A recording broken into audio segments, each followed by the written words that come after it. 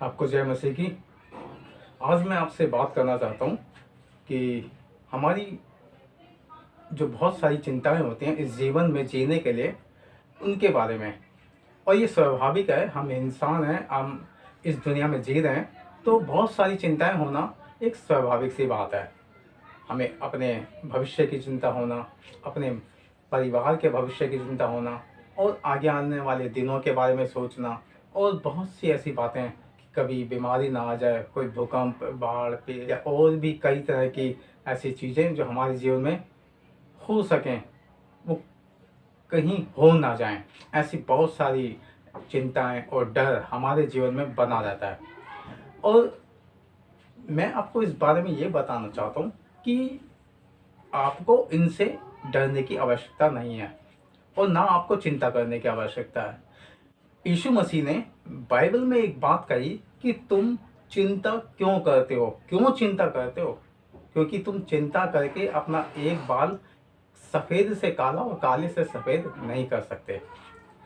आजकल कुछ die I हैं जिनसे आप कर सकते हो, पर ये परमानेंट नहीं है, केवल कुछ समय के लिए है। जब नए बाल आएंगे तो वो फिर से वैसे ही होंगे।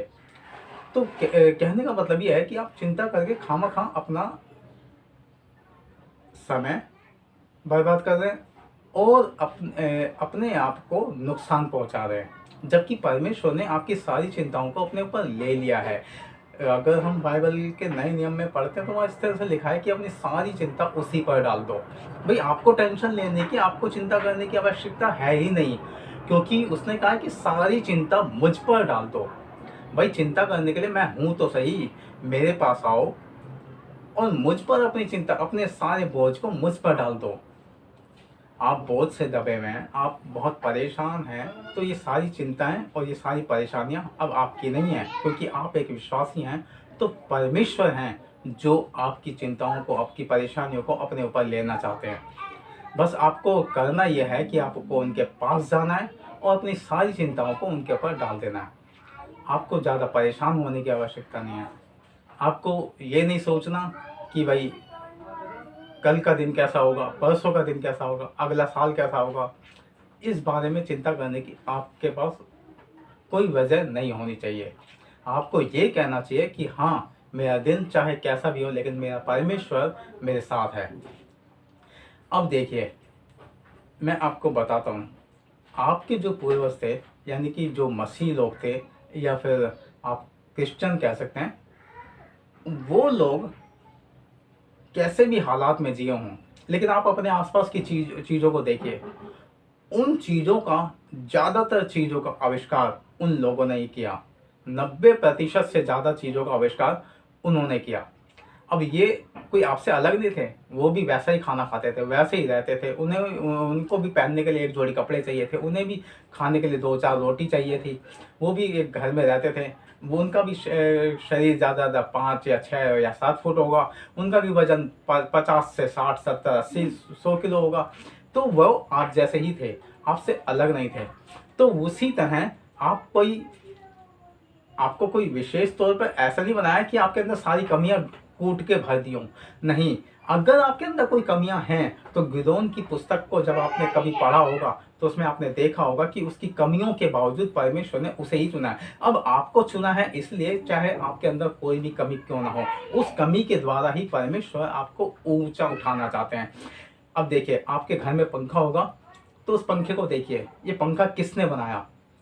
इससे पहले जिसने उस लोहे को बनाया, की वजह से पंखे को बनाया गया, फिर प्लास्टिक बनाई गई किसी के द्वारा।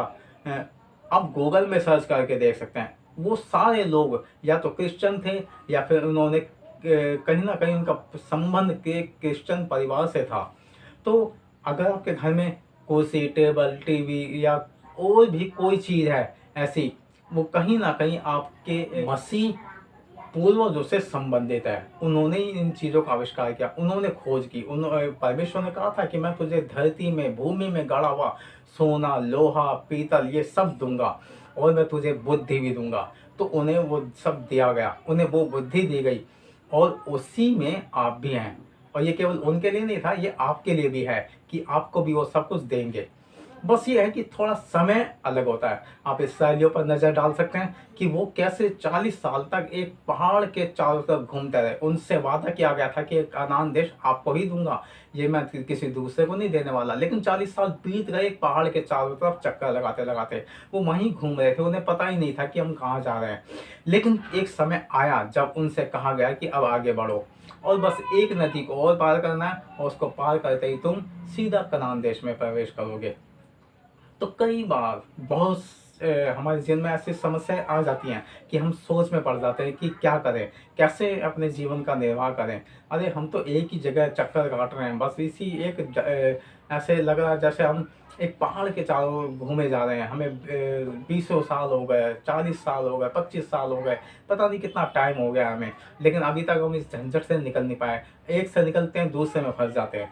तो परमेश्वर आपको फंसा नहीं रहे, बल्कि वो आपको एक नया रास्ता दे रहे हैं। अब देखिए, मान लीजिए आपने बहुत से काम किए और उन कामों में ज़्यादातर काम आपके बुरे हैं और ये सारे काम ऐसे हैं जिनकी वजह से आपको नरक में डाला जाए। अब नरक में जाने से अच्छा क्या होगा कि आप पहाड़ के चक्कर काटते रहें या नरक में चले जाएं? तो मुझे लगता है कि पहाड़ के चक्कर काटना ज़्यादा अच्छा होगा, क्योंकि आपके परमेश्वर ने आपके लिए वही सज़ा मुकर्रर कर दी, वही सज़ा को दे दी। अब ये कोई कठिन समस्या नहीं है कि आपको केवल चलना है। अब मान लीजिए आपको 40 साल अगर आपको नरक की आग में जलना पड़े तो कैसा होगा? ये और भी ज़्यादा भयानक होगा। तो परमेश्वर आपको जो दे रहे हैं वो कोई सज़ा भी नहीं है इतनी बड़ी। आपको वहाँ पे खाना भी मिल रहा है, आपको सारी सुविधाएँ मिल रही हैं, आपको जंगली जानवरों से बचाया जा रहा है, आपको अभी तक साँप ने नहीं काटा, आपको अभी तक कोई ऐसी शेर ने आप पर हमला नहीं किया, कुछ भी नहीं हुआ। आपको प्रतिदिन खाना मिल रहा है और आपकी सारी ज़रूरतें पूरी हो रही हैं, सब कुछ हो चल रहा है। बस हाँ, थोड़ी-सी तंगी है, आप शायद बहुत आलीशान जीवन नहीं जी रहे, बहुत अच्छा आपको महसूस नहीं हो रहा, फिर भी बस वो अच्छा महसूस होने वाला दिन आ रहा है, बहुत नज़दीक है। बस कुछ समय और आपको चलना होगा और देखेंगे आप, अचानक ही आप दरवाज़े पे खड़े होंगे। वो दरवाज़ा होगा, वो गेट होगा उस कनान देश का, जिसका वादा परमेश्वर ने आपसे किया है। तो आपको ज़्यादा सोचने समझने की और ज़्यादा चिंता या अपने सर पर बोझ लेने की आवश्यकता नहीं है।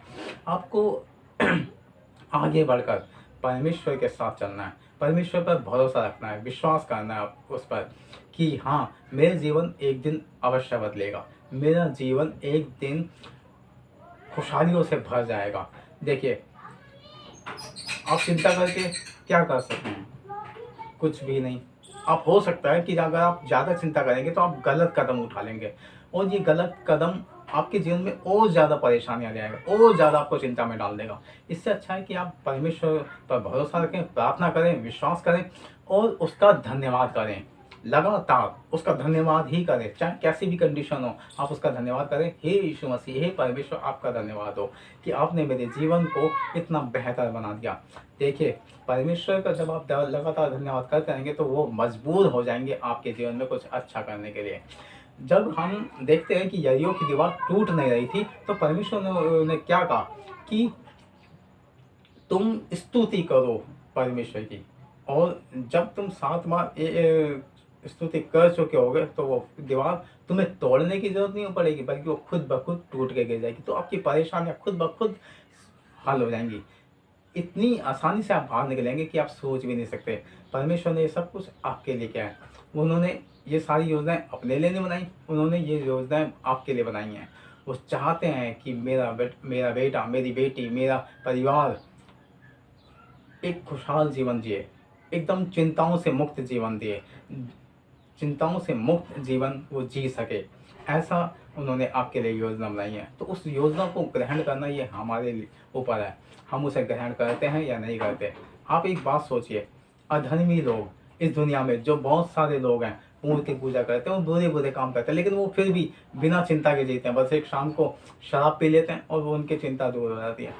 आप को तो ये वरदान है कि आप चिंता मुक्त जीवन जिए, फिर आप क्यों चिंता में जी रहे हैं? तो आपको चिंता में जीने की आवश्यकता नहीं है। बस आपको ध्यान लगाना है कनान देश पर, कि कनान देश पर हमें विजय प्राप्त करके पहुंचना है वहां तक। तो बस थोड़ा सा आपको धैर्य रखना है और बहुत जल्दी आप वहां तक पहुंच जाएंगे। आपका एकदम से जीवन चेंज होगा, आप सोच भी नहीं सकते। हो सकता है ये रातों रात हो जाए।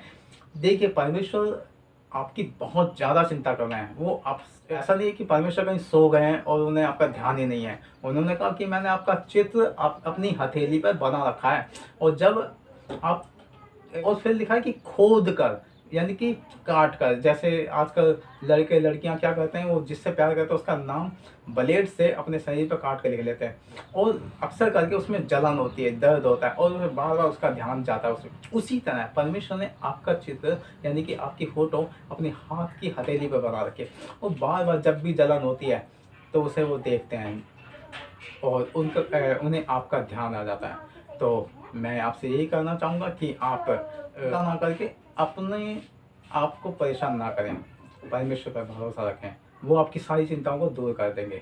इसी के साथ धन्यवाद। अगर आपको हमारा ये चैनल अच्छा लगता है तो आप हमारे चैनल को सब्सक्राइब कर सकते हैं, लाइक कर सकते हैं और शेयर कर सकते हैं। अगर आपको इसमें कि हाँ आपको आशीष मिली है, और आप चाहते हैं कि आप किसी और तरह का संदेश, या आपके जीवन में कोई ऐसी परेशानी है जिससे आप बाहर नहीं निकल सकते हैं, आप चाहते हैं कि परमेश्वर उस समस्या का कोई समाधान दे, या परमेश्वर उसका उत्तर दे, तो आप नीचे कमेंट में बता सकते हैं, और मैं आपके लिए प्रार्थना करूंगा, और आपके लिए उस समस्या का समाधान ढूंढने की कोशिश करूंगा परमेश्वर से प्रार्थना के द्वारा।